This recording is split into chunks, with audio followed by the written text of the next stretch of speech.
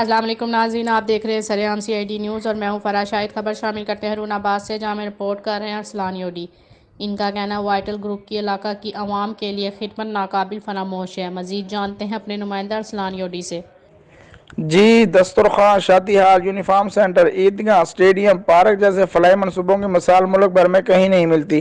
Assistant commissioner Chaudhry محمد طیب نے ان خیالات کا اظہار وائٹل کے فلاحی مرکز کا دورہ کرتے ہوئے کہا۔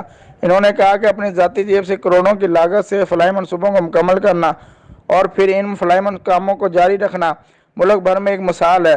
خصوصاً دسترخوان میں ہزاروں لوگوں کو کھانا کھلانا نسبت نبی صلی اللہ علیہ وسلم زندہ کرنا ہے۔ اسسٹنٹ کمشنر نے وائٹل گروپ کے سربراہ حاجی محمد سعید صاحب کے ہمراہ فلاحی منصوبہ جات کا تفصیلی دورہ کیا اور لوگوں کے ہمراہ کھانا بھی کھایا۔ میڈیا کے نمائندوں سے گفتگو کرتے ہوئے انہوں نے کہا کہ حاجی محمد سعید صاحب غریب اور مزدور لوگوں کا درد رکھتے ہیں۔ ان کا علاقہ مکینوں کے لیے ہونا ایک نعمت سے کم نہیں۔ اس موقع پر ملک محمد ریاض خلجی، پیر مسعود قاسم، احمد امین بھٹی بھی موجود تھے۔ ارسلان یوڈی، سریعام سی آئی ڈی نیوز، ہارون آباد۔